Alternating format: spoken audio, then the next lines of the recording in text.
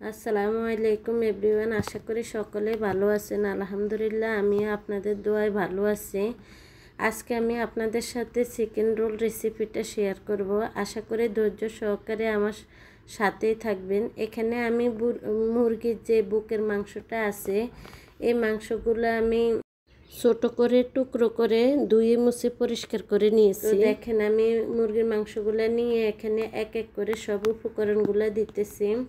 আমি এখানে দিয়ে দিলাম 1 চামচ আদা বাটা, রসুন বাটা, 1 চামচ জিরা গুঁড়া, দিয়ে দিব কিছু মরিচ গুঁড়া এবং লং, এলাচি, দারুচিনি গুঁড়া,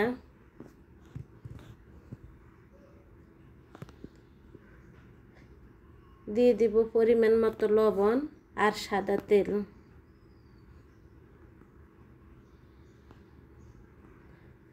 আমি তেলগুলো দিয়ে এই সবগুলো উপকরণ মাংসের সাথে ভালোভাবে মিশিয়ে নিব। মিশিয়ে কিছুক্ষণের জন্য ঢাকনা দিয়ে রেখে দিব। এই যে দেখেন আমি ভালোভাবে মিশিয়ে নিচ্ছি হাত দিয়ে।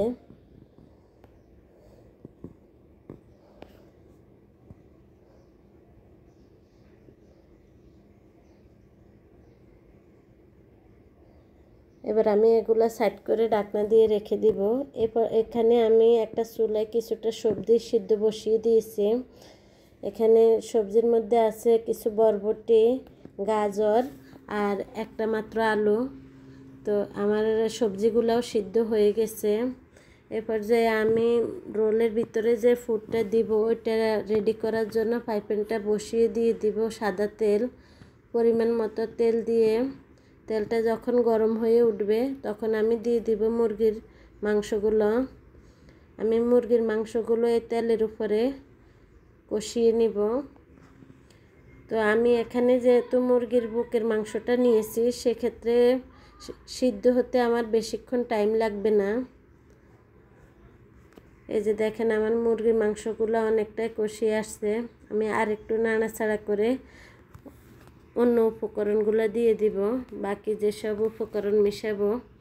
তো দেখেন আমার মুরগির মাংসটা কষানো হয়ে গেছে। এই পর্যায়ে আমি মুরগির মাংসের সাথে দিয়ে দিচ্ছি কাঁচামরিচ কুচি এবং পেঁয়াজ কুচি।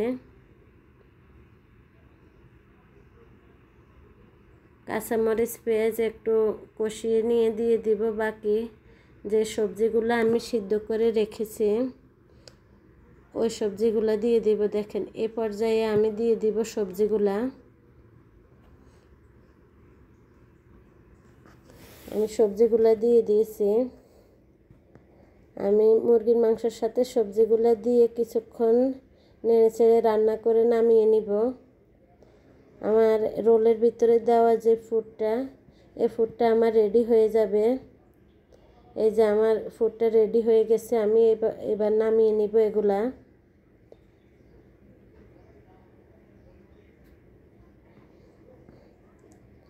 এখানে আমি একটা নর্মাল তাপমাত্রার ডিম নিয়েছি। ডিমটা আমি ভালোভাবে ফেটে নিব।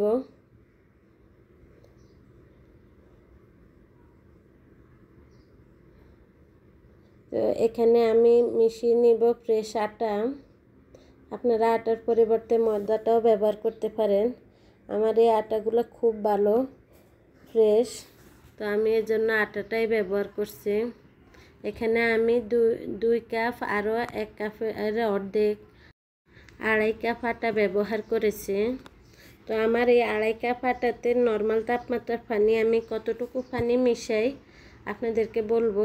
এখানে আমি 1 গ্লাস পানি দিয়েছি, দেখি আরও কতটুকু পানি লাগে তো আমি আপনাদেরকে জানাচ্ছি। দেখেন এই যে আমার ব্যাটারটা হয়ে গেছে। আমি আপনাদেরকে যে গ্লাসটা দেখিয়েছি যে এটা, এই গ্লাসে আমার 2 গ্লাস পানি লাগছে। তো আপনারাও এভাবে আপনাদের আটা পরিমাণ বা ময়দা পরিমাণে পানিটা দিয়ে নেবেন।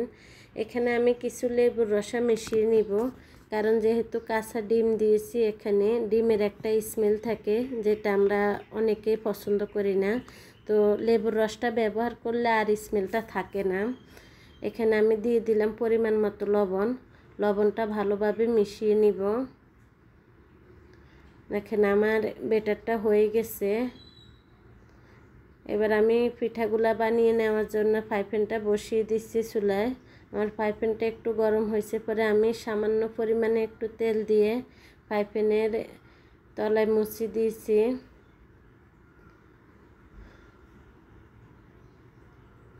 আমার ফ্রাই প্যানটা গরম হয়ে গেছে। এ পর্যায়ে আমি পরিমাণ মতো ব্যাটার দিয়ে একটা রুটি বানিয়ে নিব।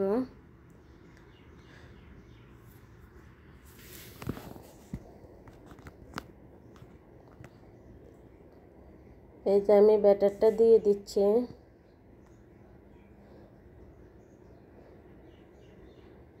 ব্যাটারটা দিয়ে একটু ভালোভাবে মানে মেলে দিব রুটির মতো, যাতে পাতলা একটা রুটি হয়ে যায়। দেখেন আমি চামচ দিয়ে ভালোভাবে মিশিয়ে মানে সমানে দিয়ে দিচ্ছি, যাতে কোনো সাইডে মোটা বা কোনো সাইডে পাতলা না হয়, যাতে রুটিটা সমান হয় চতুর্দিকে। তো এই যে আমার এইভাবে রুটিটা দিয়ে প্রায় 10 সেকেন্ডের মতো অপেক্ষা করলে রুটিটা হয়ে যাবে। এটা হতে বেশিক্ষণ টাইম লাগে না। দেখেন আমার রুটিটা কিন্তু হয়ে গেছে। আমি একটু উল্টিয়ে নিব। এভাবে আমি সবগুলা রুটি বানিয়ে নিয়েছি।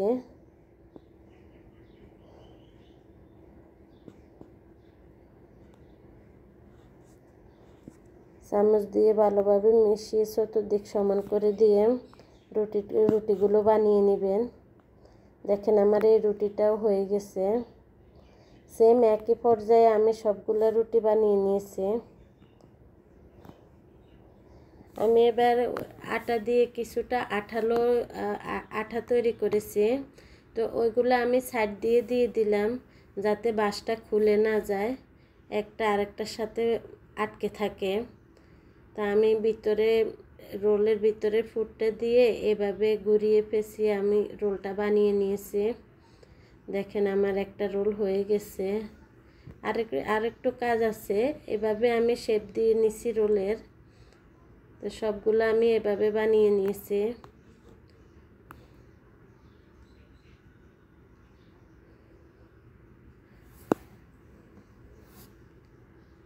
সেম একই নিয়মে আমি সবগুলা রোল বানিয়ে নিয়েছি। দিয়ে দিব রোলের ভিতরে ফুটটা দিয়ে দুই দিক থেকে পেঁচিয়ে নিব। তারপরে সামনের দিক থেকে এভাবে ঘুরিয়ে পেঁচিয়ে রোলটা বানিয়ে নিব। এই রোলের যে একটা শেপ আছে ওই শেপটা দিয়ে নিব। এখানে আমি একটা ডিম আর কিছু আটা দিয়ে আবারও পাতলা একটা ব্যাটার বানিয়ে নিয়েছি। এই ব্যাটারের মধ্যে আমি রোলটা চুবিয়ে ব্রেড ক্রামের মধ্যে এগুলা মিশিয়ে নিব। এখানে পাতলা ব্যাটারে ভেজানোর মানে হলো যে শুকনা যে ব্রেড ক্রামটা ওইটা ভালোভাবে রোলের গায়ে আটকা পড়ে। তো এই কারণে আসলে এই প্রসেসটা ব্যবহার করা। তো আমি এভাবে সবগুলো রোল এই ব্যাটারের সাথে মিশিয়ে পরে ব্রেড ক্রামের সাথে মিশিয়ে নিয়েছি। এই যে দেখেন এভাবে আমি সবগুলো রোল একই প্রসেসে বানিয়ে নিয়েছি। কারণ এই ব্রেড ক্রামটা না দিলে আপনার রোলটা খেতে ভালো লাগে না। এই ব্রেড ক্রামটা দিলে রোলটা উপর দিয়ে অনেকটা ক্রিস্পি হয়, খেতেও ভালো লাগে। দেখেন আমার সবগুলো রোল বানানো হয়ে গেছে। এবার আমি আপনাদেরকে ভেজে দেখাবো আমার রোলগুলো কেমন ক্রিস্পি হয়েছে বা খেতেও কেমন। তেলগুলো গরম হয়ে গেছে, আমি রোলগুলো দিয়ে দিচ্ছি। আমি এখানে দুইটা রোলে ভেজে নিব, যেহেতু আমি একা মানুষ। আমি দুইটা নিয়েছি, বাকিগুলো আমি ফ্রিজে রেখে দিব। আমার মেহমান আসবে, তো এই কারণে আমি নাস্তাগুলো আগে থেকে বানিয়ে রেখেছি ফ্রিজে। কারণ মেহমান আসলে কাজের চাপে আসলে ভালো নাস্তা মেহমানের সামনে দেওয়াটা কঠিন হয়ে যায়, কষ্টকর হয়ে যায়। সে কারণে আমি আসলে কিছু নাস্তা বানিয়ে নিচ্ছি। এই যে দেখেন, দেখে বোঝা যায় যে কতটা ক্রিস্পি হয়েছে।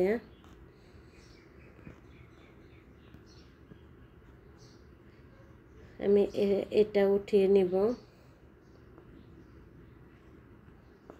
তো এই রোলগুলো আপনার সালাদ বা সস দিয়ে খেতে খুব ভালো লাগে। তো আমি এখন এগুলো খাবো। আপনারা সবাই ভালো থাকবেন, সুস্থ থাকবেন। অবশ্যই সবাই সবার জন্য দোয়া করবেন। তো এ পর্যায়ে আসসালামু আলাইকুম। সবাই ভালো থাকবেন, সুস্থ থাকবেন। আল্লাহ হাফেজ।